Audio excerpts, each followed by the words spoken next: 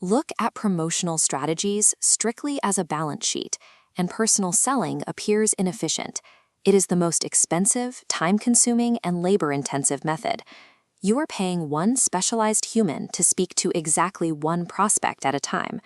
Compare that to mass advertising.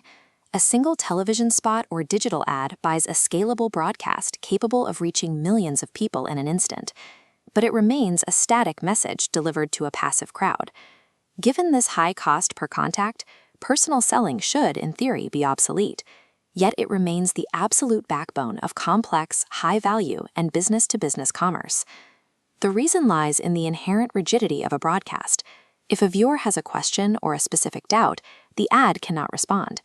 Personal selling creates a highly adaptable two-way feedback loop that allows for real-time error correction, adjusting the message to the buyer's needs as they arise.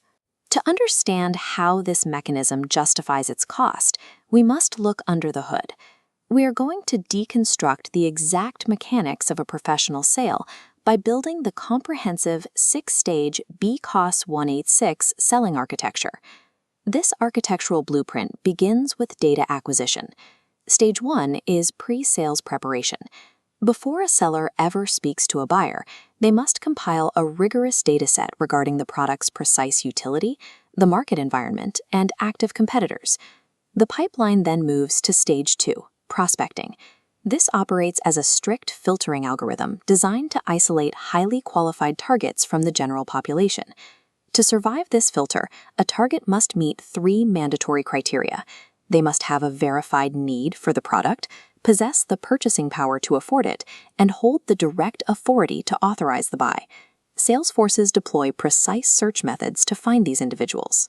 The endless chain method leverages satisfied customers to provide referrals, recursively turning one verified node into several new leads. Alternatively, the center of influence method targets highly connected individuals, like doctors or local officials. By converting these central hubs, a salesperson gains access to a broad, pre-existing network.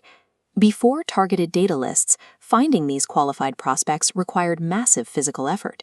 Salesmen carried heavy sample kits directly to the doorsteps of strangers, executing this filtering algorithm through sheer physical persistence. Locating a qualified target is merely the prerequisite. Once the target is acquired, the diagnostic work begins, determining the specific reasons they might agree to a purchase. This leads to Stage 3, the pre-approach. This is the intelligence gathering phase used to formulate a hypothesis on the prospect's specific buying motive. To do this, we use the buying motives matrix. This is the core diagnostic tool used to classify consumer behavior into actionable categories. The vertical axis tracks the target of the buyer's loyalty. At the top is the product motive, where the desire is directed at a specific physical item. At the bottom is the patronage motive, indicating loyalty to a specific vendor or location. The horizontal axis measures the underlying logic. The left side tracks rational motives, calculated decisions based on durability and economy. The right side tracks emotional motives, which are driven by factors like status, imitation, or jealousy. A target in the emotional and product quadrant often purchases for novelty or trend imitation. Think of a newer soft drink brand relying on nostalgia and brand perception to pull buyers away from established players. Contrast that with the rational and product quadrant. This refrigerator is a specialty good. Because it requires a significant capital outlay and is not consumed quickly, the buyer evaluates it based on strict functionality, durability, and safety. Identifying these exact coordinates on the matrix is essential. This profile dictates the direction of the communication in the next phase of the timeline. The pipeline now advances to stages 4 and 5, the approach and the presentation. This is the initiation of the live communication loop between buyer and seller. During this live presentation, the salesperson runs the prospect through a psychological protocol known as the AIDA model. The first step is securing cognitive attention. Once the buyer is focused, the salesperson moves to generating interest by demonstrating how the product's utility aligns with the prospect's pre-identified buying motive. That interest must then be pushed into the third layer, desire.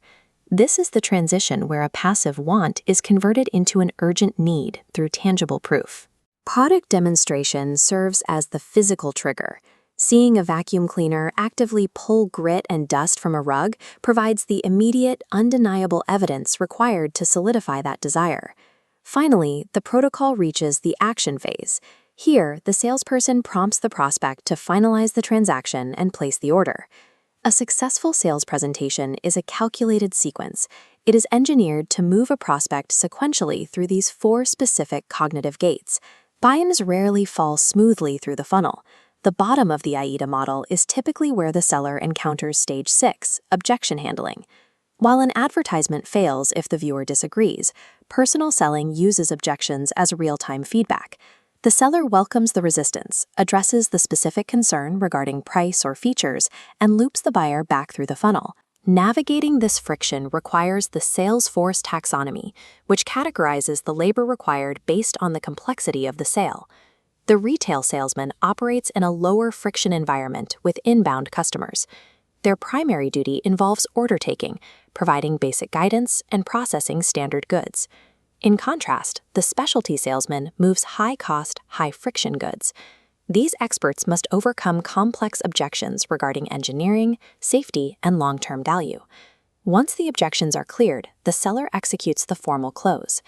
They secure the transaction and establish the final piece of the architecture, the follow-up.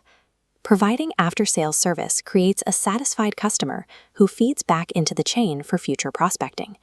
The higher the friction and the price of the good, the more specialized the human labor must be to successfully navigate those objections and close the loop. We can now view the fully constructed BCOS 186 framework, moving chronologically from preparation to the final close. This linear pipeline relies on the underlying theories, using the AIDA protocol during presentation and the motives matrix during pre-approach. This returns us to the efficiency paradox. Sourcing specialty sales labor and running this complex psychological loop is undeniably expensive, limiting raw audience reach. That cost is justified by the ultimate trade-off. By communicating face-to-face and adjusting the pitch in real time, personal selling eliminates promotional waste. It guarantees conversion on the kind of complex, expensive goods that mass advertising cannot effectively reach. The BCOS 186 framework reveals the reality of personal selling, a rigorous, algorithmic communication protocol engineered to move high-value goods through high-friction markets.